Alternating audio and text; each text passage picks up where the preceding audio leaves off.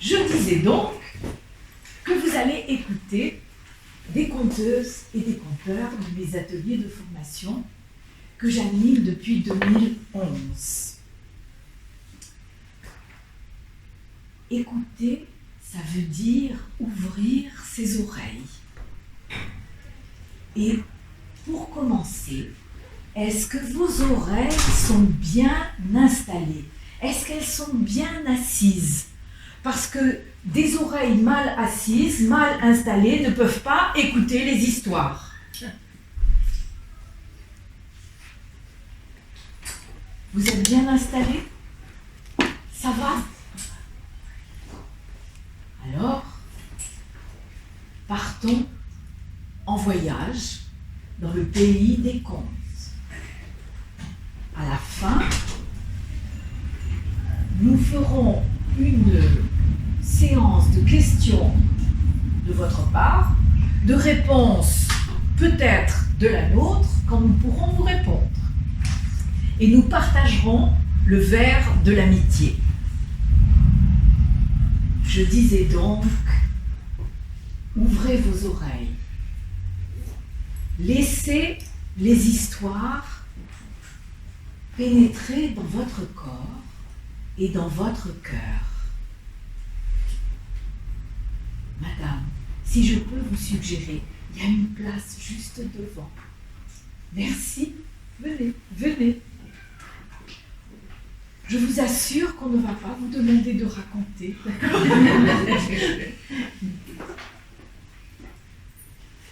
Partons en voyage au pays des histoires.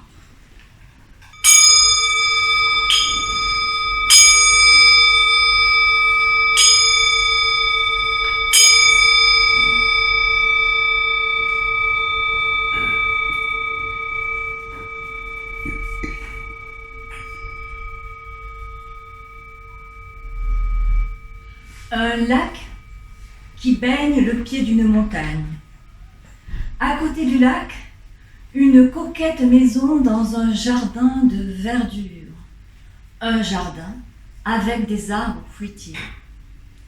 La maison et le jardin sont entourés d'un muret de pierre blanche et sont la propriété d'un vieux marchand dont le sens des affaires lui assure une vie plus que confortable.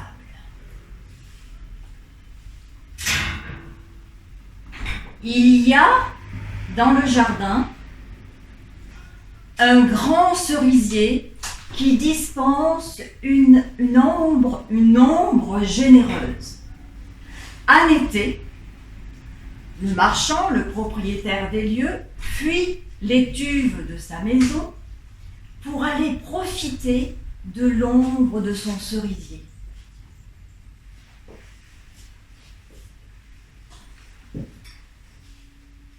Un jour de canicule, le vieux marchand se dirige vers le bord du lac parce que, en fait, le cerisier, il dispense une ombre tellement généreuse qu'elle s'allonge, qu'elle franchit le muret de sa propriété et qu'elle va s'étirer au bord du lac. Et là, en été, notre marchand, le propriétaire des lieux, eh bien, il passe de longues heures, bercé par la brise, le murmure des eaux et des oiseaux, et le regard captivé par le reflet de la montagne dans le miroir du lac. Un jour de canicule, il se dirige vers le bord du lac et il voit qu'il y a quelqu'un à sa place. Oh!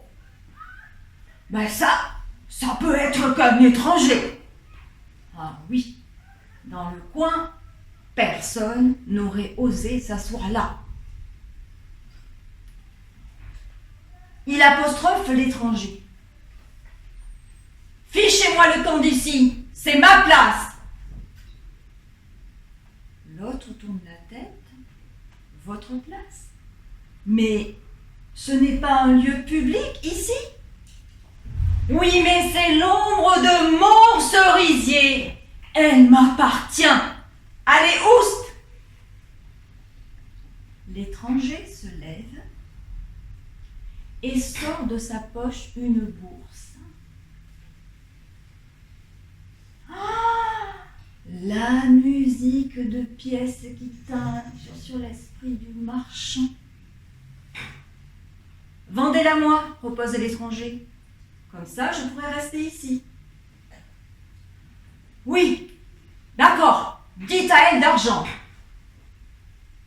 L'étranger accepte, ne négocie pas le prix, mais demande que l'acte de vente soit rédigé, par écrit bien sûr, et en double exemplaire.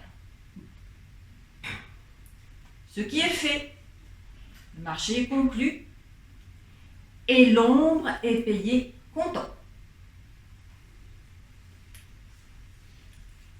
Il n'y a pas d'autre arbre sur cette rive du lac.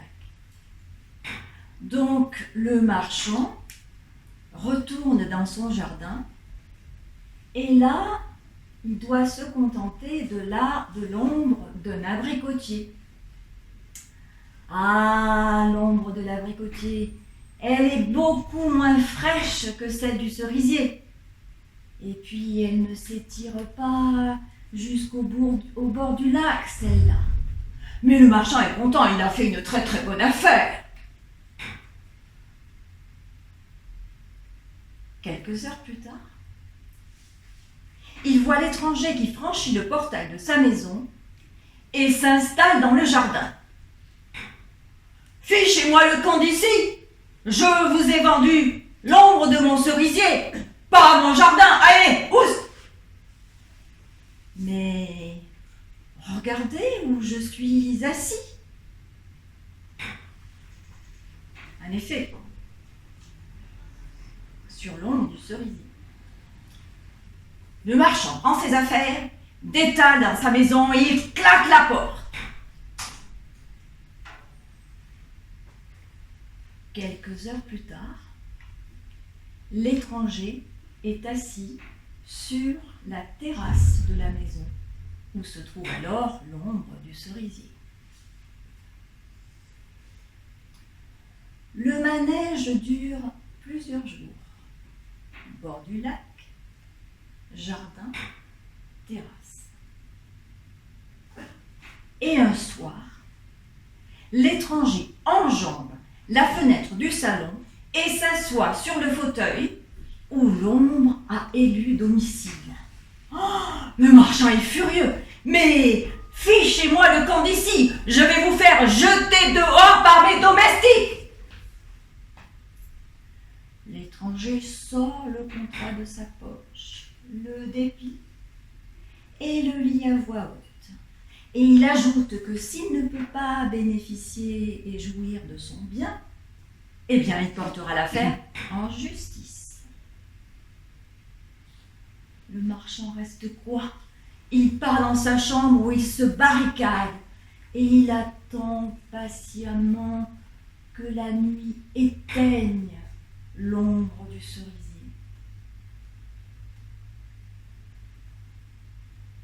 Mais c'est une nuit de pleine lune. L'ombre se faufile par le rideau de papier dans la chambre de la concubine. Est-ce que l'ombre a effleuré la couche ou la peau de satin de la concubine? Ça, l'histoire ne le dit pas. Mais toujours est-il que quelque temps plus tard, immanquablement tous les matins, l'étranger était dans la chambre de la concubine où le soleil levant projetait l'ombre du cerisier. Alors là, le Max marchand, il est furieux. Les voisins se moquent de lui. Alors c'est lui qui porte l'affaire en justice. le magistrat trouve l'affaire juridiquement fort intéressante, mais extrêmement délicate. L'affaire est mise en délibéré. Et finalement, le tribunal décide que l'acte de vente de l'ombre est parfaitement recevable et que la propriété est imprescriptible et sacrée. Il donne donc par conséquent raison au propriétaire de l'ombre, condamne l'autre partie aux dépens et à payer une forte amende chaque fois que l'autre partie ne pourra pas jouir de son bien.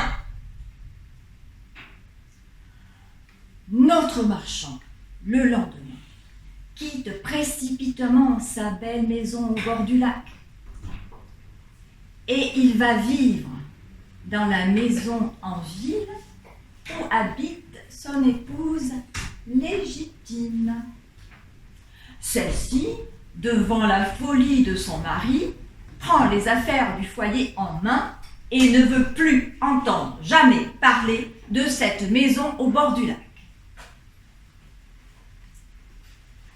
Eh bien, quelques années plus tard, l'étranger occupe la maison et il en devient le propriétaire légal. Quant à la belle concubine, abandonnée dans les murs de la maison, eh bien, elle épouse l'étranger.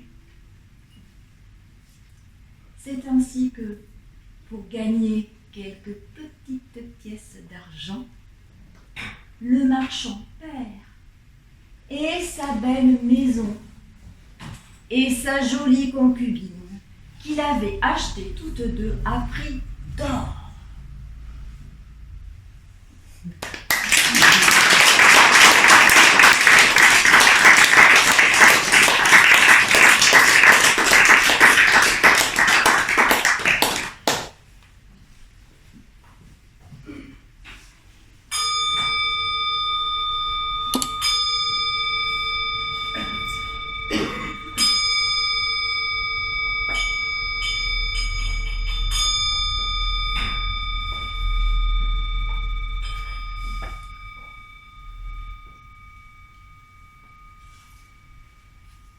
Très loin d'ici, dans les mers froides du Nord, vit une baleine. Les marins qui l'ont aperçue ne l'oublient jamais, car ses yeux sont deux perles d'or. Quand ils débarquent et entrent dans les auberges, on les entend crier « On l'a vue, la baleine aux yeux d'or !» Dans son palais, le roi entend les cris des marins. « Je les veux, ces yeux d'or.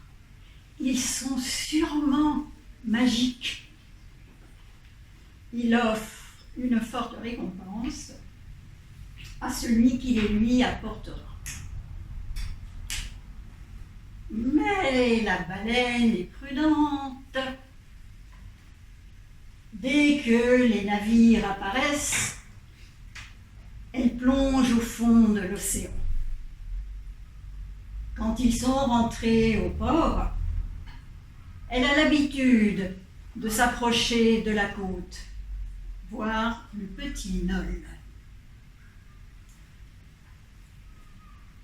Nol est un petit garçon élevé par une tante qui ne l'aime pas et le surcharge de travail. Le soir, fatigué, il a l'habitude de se diriger vers la falaise. Et là, face à la mer, il pleure longuement. La baleine s'est prise d'affection pour le petit Nol, de sa grosse voix de baleine qui fait trembler les vagues. Elle lui dit: prends patience, petit Nol. Un jour, ta tante, elle sera petite et fragile, et toi, tu seras grand et fort. et tu feras ce que tu voudras. Prends patience. Un soir, la tante suit le petit Nol, intriguée. Quand elle voit les yeux d'or, je les veux pour moi. Je vais être riche. Et je crois que je viens de trouver le moyen de me débarrasser de mon neveu. Le lendemain, elle se rend au palais, demande à voir le roi. Majesté, si je vous apporte les yeux d'or, est-ce que, en plus de la récompense promise, vous accepteriez de prendre en charge mon neveu et de le loger au palais? Bah oui, je te le promets. À son réveil, le petit Nol a la surprise de voir sa tante souriante avec un grand bol de lait fumant. Petit Nol, si tu le veux, c'en est fini pour nous d'avoir froid, d'avoir faim, de dormir sur un matelas de fougère. On va prendre les yeux de la baleine. Je suis sûre que ça ne lui sert à rien et ça ne lui fera pas mal. Mais, ma tante, ce sont les yeux de la baleine. Je ne veux pas qu'on lui prenne ses yeux. Non. Je préfère rester pauvre. Oula, mais tu en fais des histoires, puisque je te dis qu'elle n'aura pas mal. Ah non, c'est pas possible. Non. La tante enserre le petit Nol dans ses bras. Quand je pense à tout ce que j'ai fait pour toi, c'est moi qui t'ai recueilli à la mort de tes parents. Mais c'est moi qui t'ai nourri et qui t'ai soigné avec tant d'amour quand tu étais malade. Et toi, tu ne veux même pas que je dorme dans un vrai lit?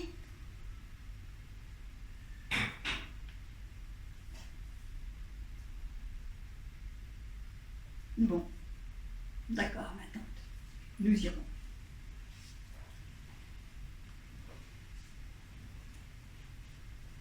Le soir, la tante et le Nol se dirigent vers la falaise. Les soldats du roi y sont cachés, la tante l'avait demandé au roi, avant de le quitter le matin même. Baleine? Baleine! Dans un grondement sourd, les flots s'ouvrent et la baleine apparaît. Sitôt surgit, les soldats se précipitent, la retiennent prisonnière, tandis que la tante arrache les yeux d'or. Le roi est fou de joie. Il a ses yeux d'or. Il les fait coudre sur son bonnet de fourrure. Et quand il met le bonnet sur sa tête,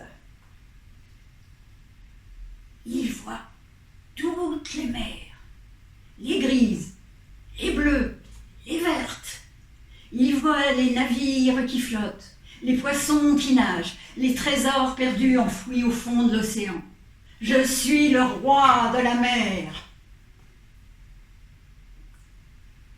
Dans le palais où il réside désormais, petit Nol ne mange plus, ne dort plus, ne sourit plus. Quand il regarde le bonnet du roi, il lui semble voir les yeux pleurer et son cœur se serre. Il pense à la baleine, son cœur se serre si fort. Alors, un soir, il ose enfin retourner sur la falaise. Baleine? Baleine! Les flots s'ouvrent en deux, la baleine surgit. Baleine? Comment vas-tu, baleine? Oh, petit Noël, ouvre-moi mes yeux. Il me semble qu'il me regarde tandis que moi, aveugle, je me fracasse contre les vagues. Rends-moi mes yeux. Demain matin, petit Noël, demain matin, baleine, je te les apporterai. Il fait nuit quand le petit garçon entre dans la chambre du roi, s'empare du bonnet et tente d'arracher les yeux d'or. C'est pas facile, parce que le roi les a fait coudre très serrés, et lui n'a que ses petits doigts de petit garçon. À l'aube, le travail est terminé. Énole sort du palais et se dirige vers la falaise. Très vite, il entend les cavaliers du roi lancer à sa poursuite. Il se met à courir. Les bruits se rapprochent. On entend de plus en plus distinctement les cris des cavaliers, les hennissements des chevaux, le martèlement des sabots sur le sol. Alors Nol court de plus en plus vite. Il arrive au bord de la falaise, se retourne, trébuche et tombe dans le vide. Baleine!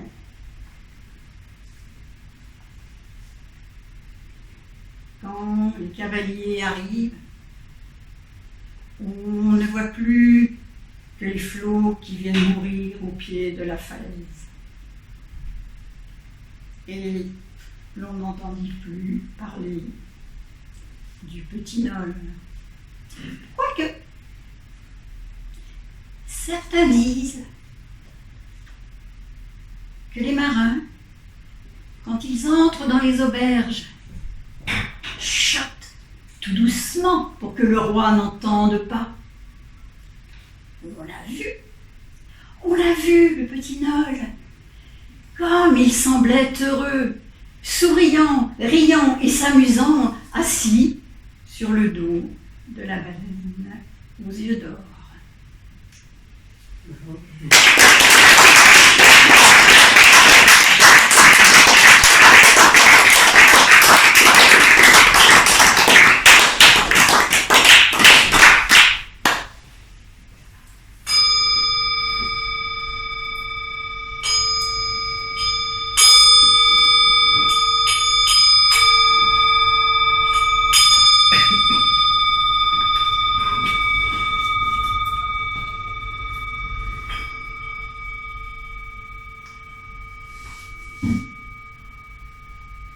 C'est l'histoire d'un homme, un riche marchand indien,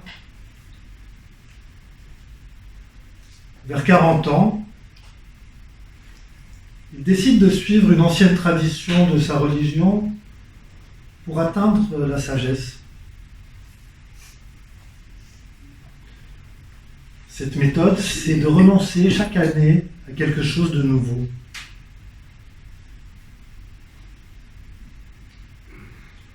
Pour lui, la première année, c'est évident.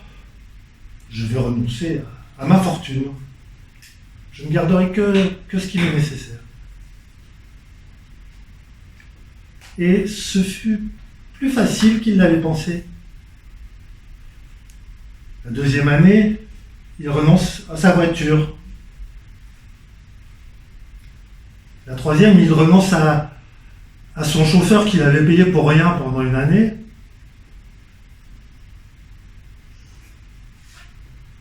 La quatrième année, il renonce au tabac, la cinquième à l'alcool, la sixième aux œufs, au lait.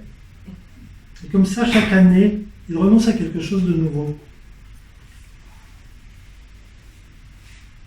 Une année, ce fut difficile et il voulait renoncer aux pensées coquines. Mais on sait bien que dès qu'on essaye de ne pas penser à quelque chose, c'est justement là que ça nous vient. Donc ça lui prit 2 ans.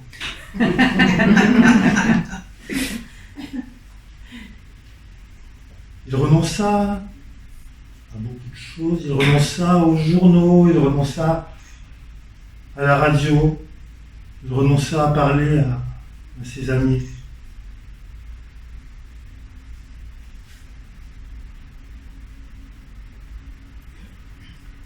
ont perdu sa trace. Quelques années passent. L'un de ses amis voit arriver une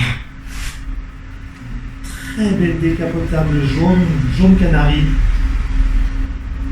volant à un homme en costume bleu pétrole, la classe, à côté une très belle femme en rouge.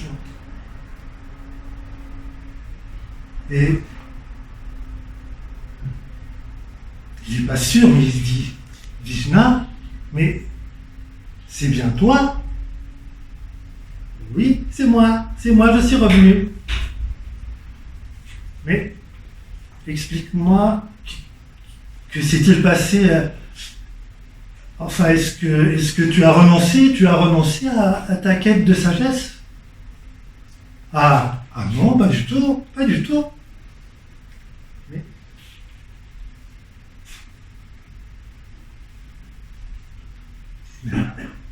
à quoi as-tu renoncé dernièrement?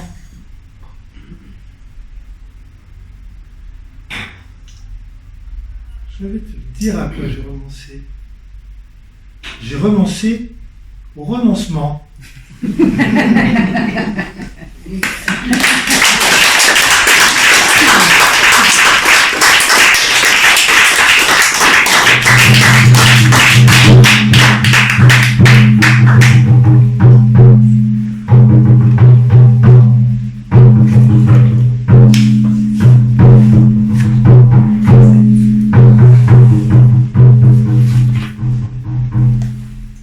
Êtes-vous prêt pour un voyage?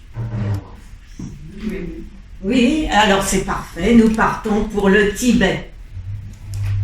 Ne mégotons pas, puisque c'est gratuit, on peut y aller. Dans le temps d'autrefois, c'est assez indéterminé.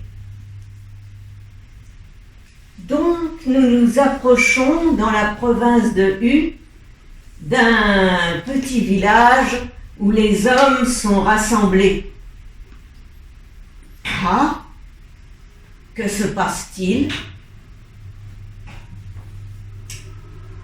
Eh bien, ils ont l'air tendus. Apparemment, écoutons ce qu'ils ont à dire. Alors les récriminations fusent.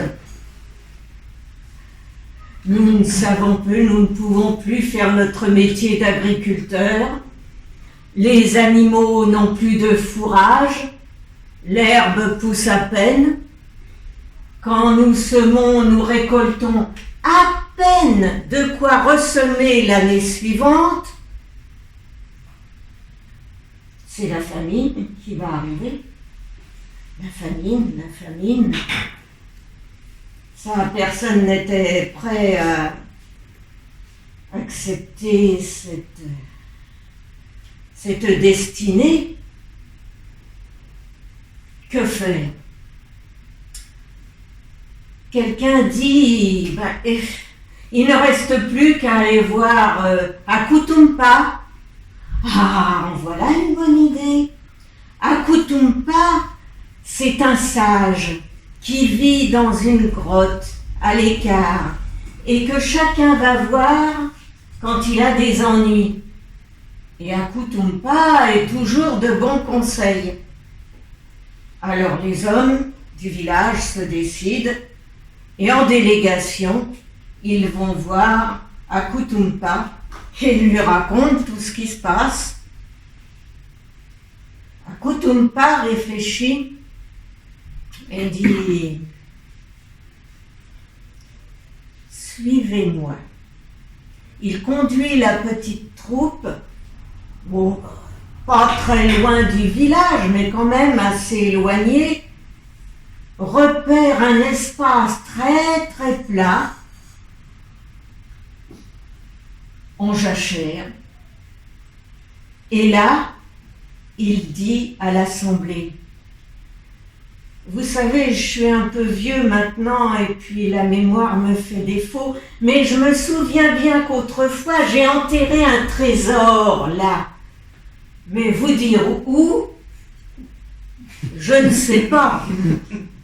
Alors, si je vous laisse travailler, vous qui êtes jeune et plein d'allant, si vous le trouvez, je vous le donne. Aussitôt, tout le monde se réjouit et chacun y va avec ardeur en creusant l'espace. Jour après jour, ils recommencent. Jour après jour, ils poursuivent. Tout est retourné. Alors ils appellent « Akutumpa, viens voir !» Akutumpa. Akutumpa arrive.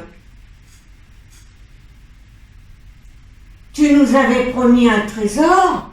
Nous avons fouillé partout. Il n'y a rien. Akutumpa prend une poignée de terre meuble et dit « Oh, ben je suis sûr que c'est là que je l'ai enterré. Mais ça doit être beaucoup plus profond.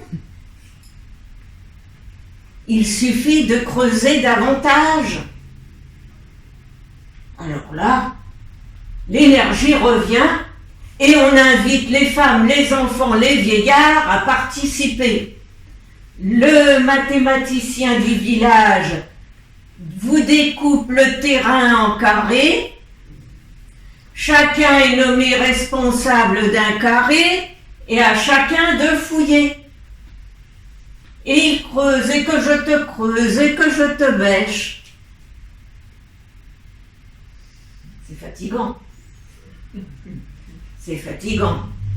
Alors que, au bout d'un moment, quand chacun se repose un petit peu, Akutumpa arrive avec son panier dans le dos, comme on porte les paniers là-bas au Tibet.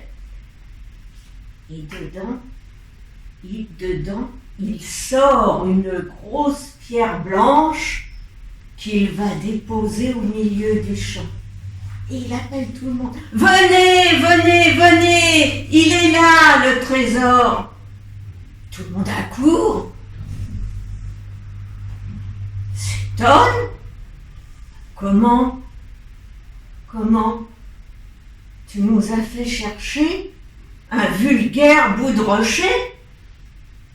Je n'ai pas autre chose à vous offrir, dit Akutumpa de sa voix chenue. Alors une rumeur commence à enfler du fond de l'assemblée, une rumeur qui devient de plus en plus menaçante. Nous avons trimé, labouré pendant des jours, tout ça pour une pierre, et nous sommes aussi pauvres qu'avant. Ah, rassurez-vous, dit Akutumpa. Il suffit, vous avez labouré comme il convient tout cet espace, détournez un peu l'eau de la rivière pour irriguer le champ, semez du blé et de l'orge, et vous verrez. Tout le monde écoute les conseils, on détourne par un petit canal l'eau de la rivière qui vient irriguer le champ, on sème l'orge, on sème le blé, et à l'automne, la récolte est magnifique. Et mesdames, messieurs, c'est depuis ce temps qu'au Tibet, quand un laboureur a terminé son labour de printemps, il place au milieu du champ une pierre blanche en souvenir d'Akutumpa.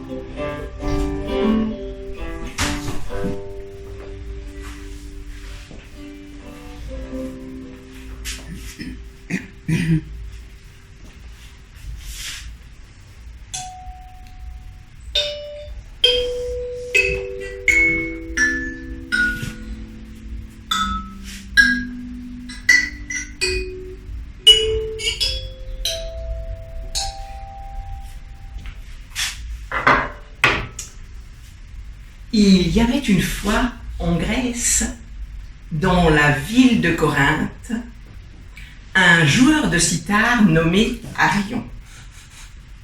Il vivait à la cour du roi Périandre.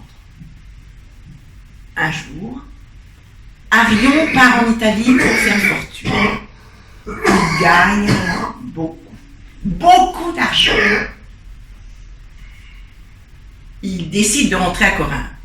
Le navire l'Albatros le prend à son bord. Les marins savent qu'Arion est devenu riche. Très riche. Ils tentent de le jeter par-dessus bord pour s'emparer de ses biens. Je vous en supplie, laissez-moi la vaisseau et je vous laisse tout ce que je possède.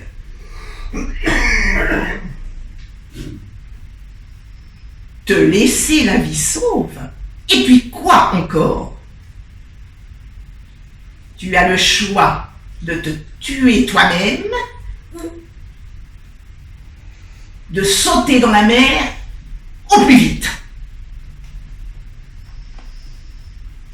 Permettez-moi de revêtir mes plus beaux habits pour chanter une toute dernière fois et ensuite je sauterai dans la mer au plus vite. Les marins acceptent.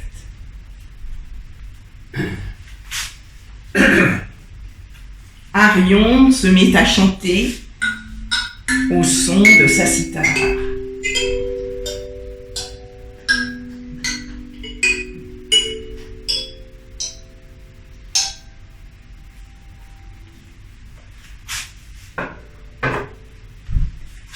Le chant terminé, il avance vers la proue, suivi en silence par les marins.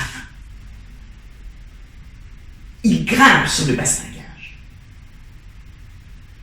Il se jette dans les flots.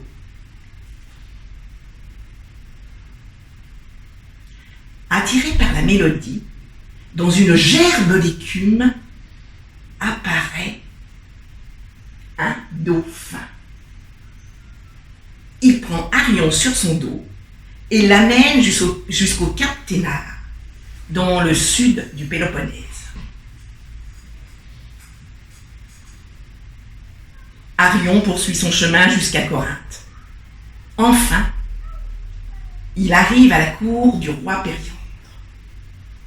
Il lui raconte comment il a été à 2 doigts de mourir. Il réclame justice. Arion ne croit pas un mot de l'histoire. Périandre ne croit pas un mot de l'histoire. Il met Arion sous la bonne garde de ses hommes. À leur tour, les marins arrivent à la cour de Périandre. Il leur demande: avez-vous des nouvelles d'Arion? Oui, il vit en Italie, en bonne santé, riche et heureux.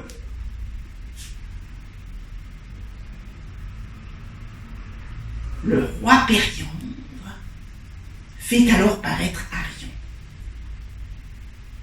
Les membres de l'équipage sont cloués sur place.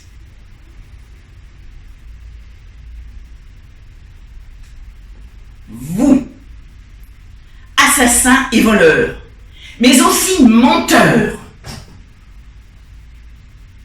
vous subirez les derniers supplices. Toi, Arion, je te rends ta liberté, mais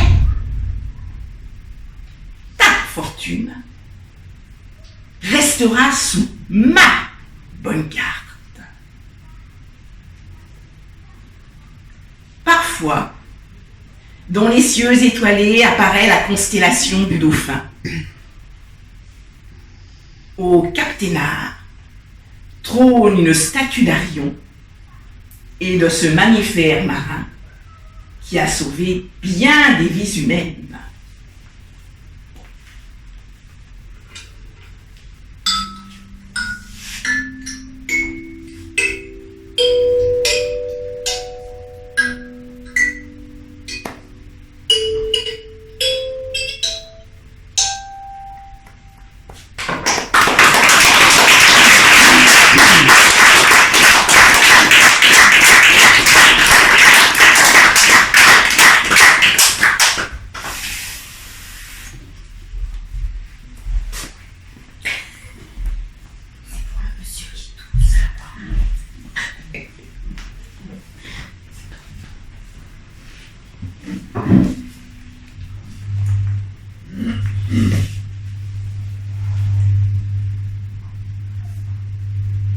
Dans une grande ville, un mendiant s'installe près d'une porte.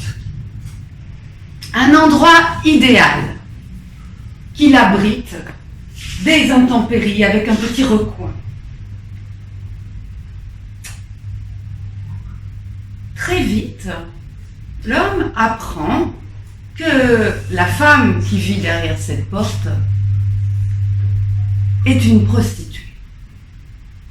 Ça le met dans une colère. Il ne supporte pas.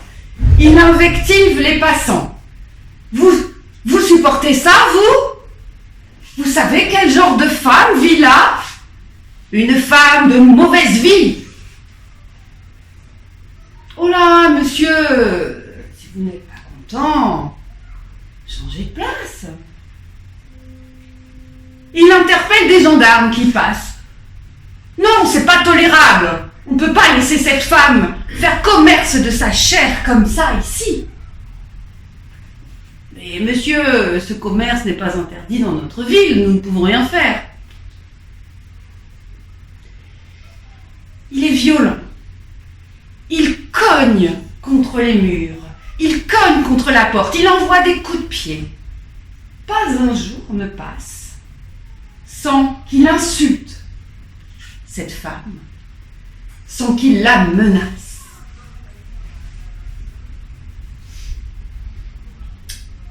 Un jour, il est assoupi. Il entend cling, une pièce qui tombe dans son bol. Et ça se reproduit de plus en plus souvent. Certains hommes qui vont et viennent par cette porte prennent l'habitude de laisser une pièce en sortant. Les insultes cessent. Les coups dans la porte aussi. Le mendiant se calme. Face à ce changement de comportement, d'humeur, les voisins le surnomment en cachette le proxénète.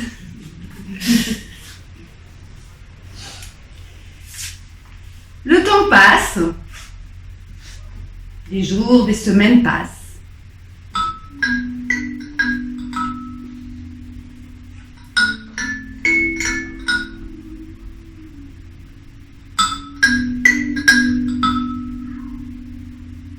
Jusqu'au jour où un camion vient se garer juste devant la porte. Des hommes en sortent. Ils vont chez la dame et là, ils sortent des meubles, des valises, des malles. Ils chargent le camion. Une fois que le camion est complètement chargé, la femme sort.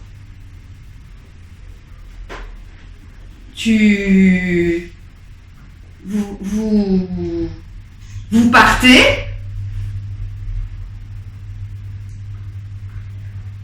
Oui, je pars. Vous devez être content. Vous m'avez tellement et si violemment insulté. Adieu. Elle monte dans le camion, claque la porte. Le camion démarre. L'homme se lève Il se met à courir derrière le camion. Hé, mais ne partez pas si vite! Donnez-moi votre nouvelle adresse!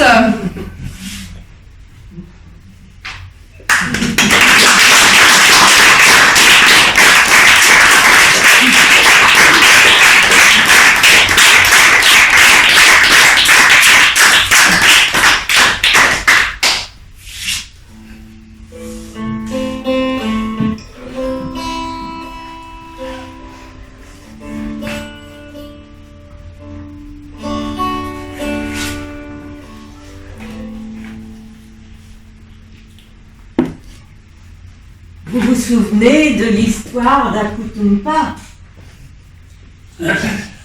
Eh bien, figurez-vous que notre fabuliste national, vous connaissez son nom, oui, Jean de La Fontaine, bien sûr, a écrit une fable que je vais vous narrer, certainement parce qu'il avait ouï dire l'histoire d'Akutumpa et de Sarut.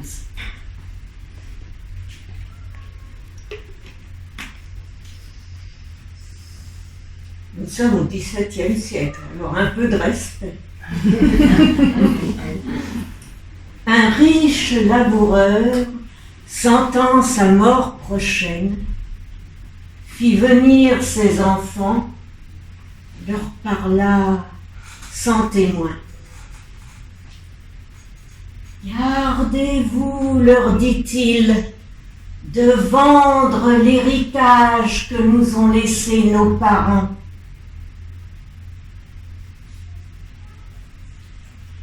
Un trésor est caché dedans. Je ne sais plus l'endroit, mais un peu de courage vous le fera trouver. Vous en viendrez à bout. Remuez votre champ dès qu'on aura fait l'out. Creusez, fouillez, bêchez. Ne laissez nulle place où la main ne passe et ne repasse. Le père mort, les enfants se mettent au travail. Et vas-y que je te retourne le champ, de ci, de là, partout. De trésors, point. Mais une récolte magnifique à l'automne suivant. Ah!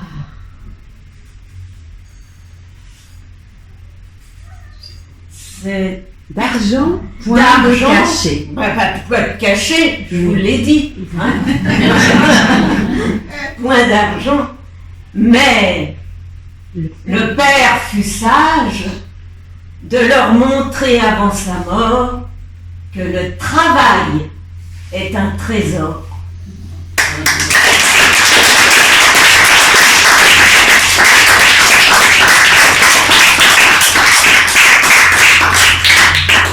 Vous n'en avez pas fini avec moi, mais je fais un petit intermède et je pense que vous pourrez écouter les variations d'Olivier pendant ce temps, afin que je me mette dans le costume de l'époque.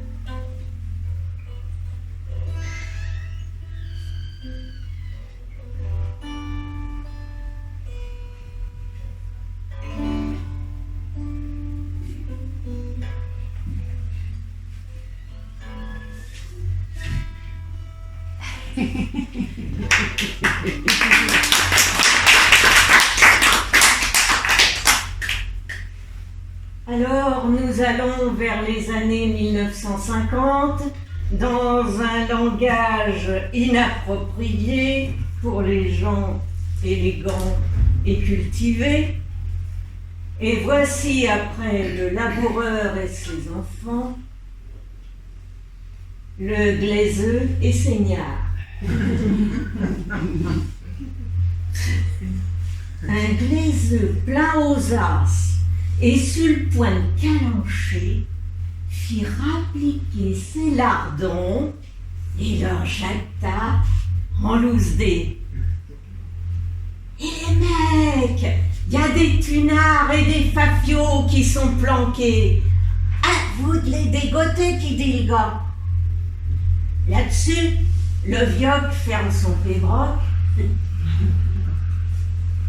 et s'en va, les pieds devant, boulevard des allongés, afin de grignoter les pissenlits par la racine.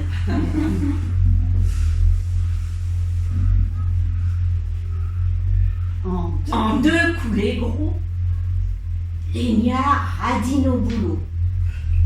Et d'Ator, et d'Autor, et d'Affur, et dans tous les coins sto, ils en foutent un bon coup, comme des mecs à l'ardresse. Nique de fric. Que dalle.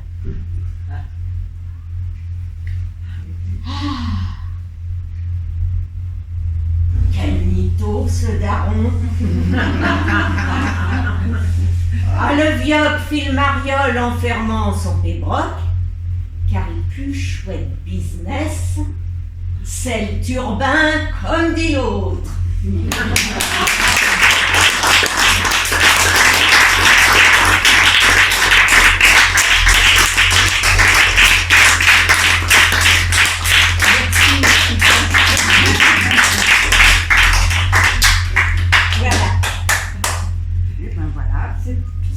C'est terminé. J'ai terminé avec un conte qui a fait plusieurs petits quand même. Salut tous. Oui.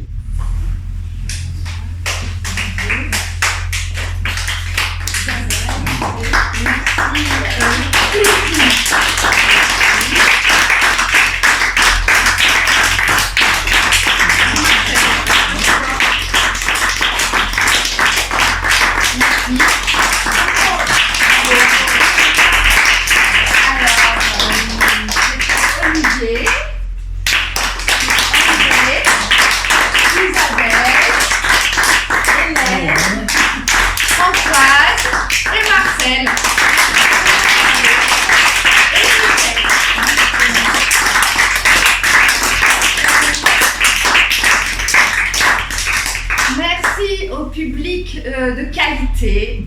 Ah oui, que l'on peut applaudir. Bravo. Qui s'est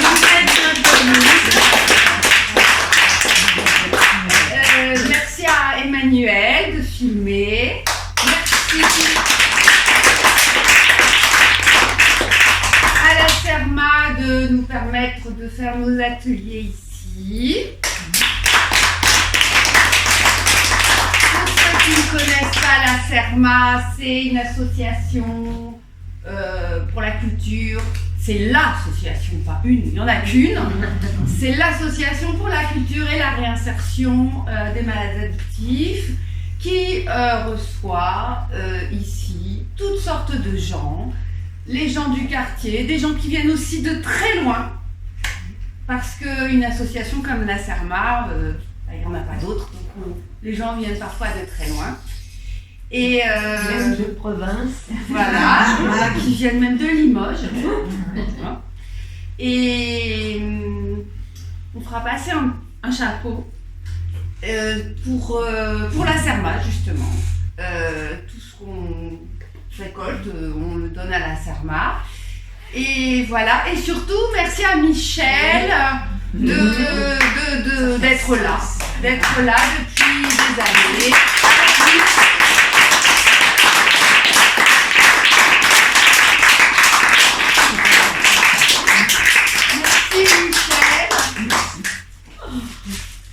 notre conteuse, de notre part, tous tes élèves t'offrent cette plante, Merci à ce vous. petit arbre. À toi qui aimes les arbres. Oui. Voilà. On va répondre à vos questions si vous en avez. Et puis on va aussi faire un petit pot de boissons fraîches. Attendez. Ne partez pas, ne partez pas. Allez chercher les boissons fraîches. Michel, tu voulais dire quelque chose? Eh bien oui, on a proposé à ces messieurs dames de nous poser des questions. Oui. Donc je voudrais que tous les compteurs soient là pour répondre. Parce que c'est pas forcément moi qui vais travailler. Oui. Hein? Alors, est-ce que vous avez des questions? Ils n'ont pas de questions. On n'est pas obligé d'avoir des questions. Non, mais on Des questions. Avez-vous des questions? Des remarques. Qui préfère? Enfin, j'aimerais bien, est-ce que c'est vous qui enseignez, enfin, entre guillemets, Pourquoi guider? peut-être que le mot enseignement est peut-être trop rude, en fait. Formation, ouais. Qui formait les gens J'en en sais. fait. C'est vous.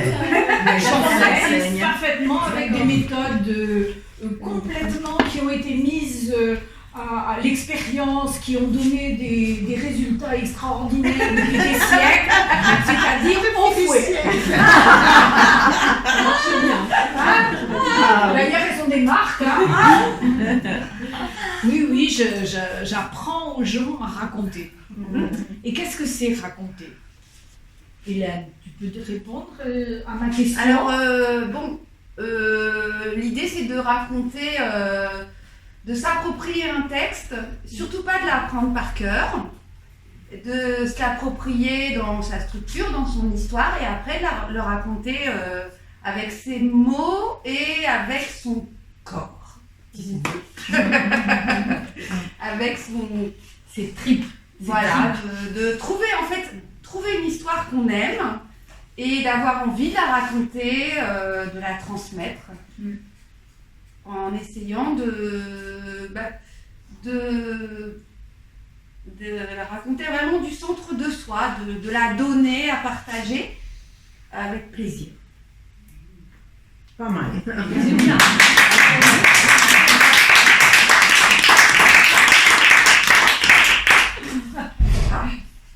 Voilà. Et moi, personnellement, j'apprécie toujours vos spectacles qui nous amènent dans l'imaginaire. Voilà. Merci Oh, Josiane. c'est très gentil. Merci cher public. C'est bien aussi de donner d'où viennent les contes. Ah, c'est pas mal. Alors, Le Tibet, Oui. donner autrement. La Grèce, La Grèce. la Chine, L'ombre du cerisier. oui. C'est chinois. Je pense qu'elle est chinoise à cause des tailles d'argent. Ah, Mais les elle tailles. a été racontée, la taille, c'est une monnaie chinoise, je pense. Et elle a été racontée, racontée, et voilà, et après je l'ai récupérée dans un recueil de contes. De France. Et toi, c'est Le mien, ça sort d'un recueil de contes d'Emmanuel Carrère, c'est ça? Jean-Claude Jean-Claude Carrière. Carrière. Je pense qu'il fait des recueils qu'il prend dans tout le monde. Je pense que c'est un conte indien, a priori, vu l'endroit où il se passe.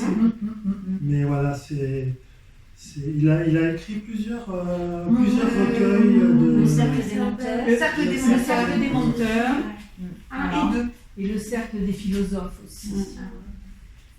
Mais c'est marrant que la façon dont ces contes voyagent et se transforment, et après chacun peut s'y les approprier. C'est des belles histoires de. Les contes viennent de la nuit des temps. Quelquefois, on ne sait d'où. Ils se recroisent. Ils se croisent, ils s'entrecroisent, ils viennent d'il y a très longtemps. Et chaque civilisation, chaque époque, les reprend et les transforme. Les transforme en fonction de l'actualité, en fonction de ce qu'on vit, de ce que vit la personne qui est en train de reprendre ce conte. Alors vous avez les albums de contes de Google, je vous conseille de vous pencher sur ces albums où il y a toutes sortes de contes, des coquins, des pas coquins, des tristes, des philosophiques, des drôles. Et il les a pris, ces contes, il les a réécrits. Ah, il les a réécrits. Il les a réécrits. Et d'ailleurs, son style est reconnaissable tout de suite. Il a un style tout à fait personnel, reconnaissable tout de suite. Lui, quand il raconte, c'est un conteur qui a maintenant 85, peut-être 6 ou 7, je ne sais pas. Je ne sais même plus s'il raconte encore. Il était à la grande librairie il n'y a pas si longtemps. Oui, Ouais. c'est vrai, Ouais. mais il ne racontait pas à la grande librairie. Il a raconté un peu quand même. Un peu? Ah bon? Et alors, lui, quand il raconte ses contes, des contes qu'il a écrits, mais qu'il a pris ailleurs, lui, il les apprend par cœur. Et il les raconte, mais mot à mot, c'est exactement ce qu'il a écrit. Moi, puisque vous me posez la question, dans les formations que j'anime, j'interdis le par cœur. Sauf pour Marcel. Oui, Quand c'est au mois parce que C'est Marcel, elle a trouvé le moyen de contourner la chose. de raconter des choses qui doivent s'apprendre par cœur. Parce que si on change La Fontaine, c'est voilà. Et puis, et puis la fois dernière, c'était Prévert. Hein, donc on peut Oh oui, et puis Brassens. oui, Brassens. Donc ça, on ne peut pas changer. Prévert. On peut pas changer. Là, oui. Mais sinon, une histoire, ça, comme vous a dit Hélène, on se l'approprie, on l'incarne et on l'incarne en fonction de ce que l'on est, de sa propre personnalité. Et de ce qu'on a vécu. Ce sont des émotions vraies qu'on recherche hein, dans le conte. C'est pour ça que on est obligé de choisir un conte qu'on fait sien. C'est la première règle du conteur, c'est de choisir une histoire qui lui plaît, qui en le lisant tout d'un coup cette histoire, ah tiens, ça remue quelque chose là ou là ou là et je l'aime. C'est une histoire d'amour, le conteur. Entre le conteur et le conte, c'est une histoire d'amour. Et c'est une histoire d'amour qu'il raconte au public. Parce qu'il a avec le public un rapport d'amour aussi. Je donne cette histoire. Mais chacun la reçoit de façon différente, selon ce qu'il est, ce qu'elle est, bien sûr. On a reçu avec amour. Ah, On a bien reçu avec amour. C'est pour ça qu'au début, je vous ai dit laissez cheminer, enfin je ne sais pas si je l'ai dit d'ailleurs, je m'en souviens plus, laissez cheminer ces histoires dans votre corps et dans votre cœur. Si tu l'as dit. Je l'ai dit, Ouais, ouais, ouais. alors, je l'ai dit. C'est bien. Et puis merci cher public, parce que c'est vrai qu'avoir un public qui écoute, qui est sur son téléphone, qui est là, ça facilite énormément. Ça fait partie du spectacle. C'est vraiment- Merci au public. Voilà. Le public est très important. Ah ben oui, Évidemment. Sans public, Évidemment. pas de spectacle. On était Hein. avec. On était avec. C'est un échange, hein. C'est un échange d'énergie. Maintenant on est en forme. C'est On est en forme. Dites-leur comment vous vous sentez. Ça à met la en fin. forme. Oui, c'est vrai. C'est vrai. Toi aussi? Oui, moi aussi. Et toi, Marcel? Oui, oui, oui. Ah ben il y a toujours un petit stress quand même, ça c'est vrai. C'est un... C'est bien, enfin, Mais c'est bien de l'avoir. sinon je ne viendrais pas à l'atelier de conte. Voilà. Sinon je ne raconterais pas. Voilà. Et donc après il y a le petit défi, c'est le spectacle, mais Oui. ça fait partie du jeu. Voilà. Sinon pourquoi on apprend à raconter? Oui, voilà. Si c'est pour ne pas raconter.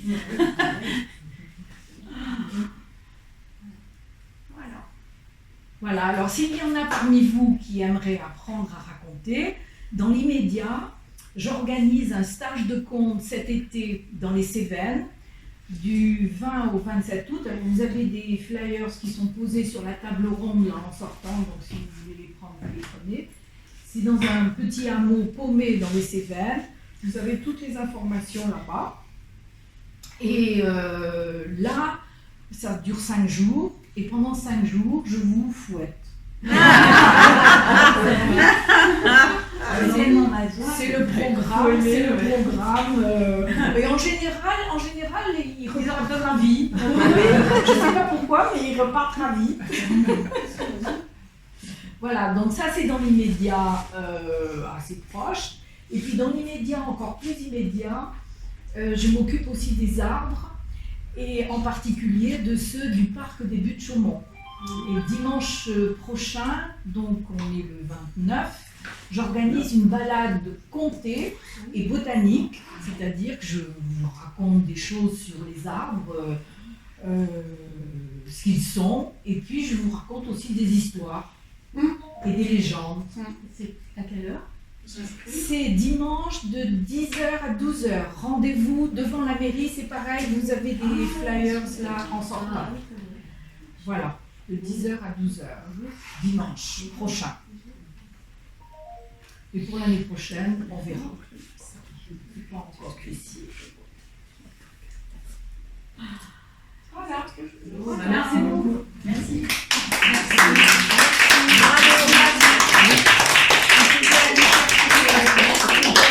Vous les avez montés, ben maintenant on va les chercher. Descendez-les maintenant.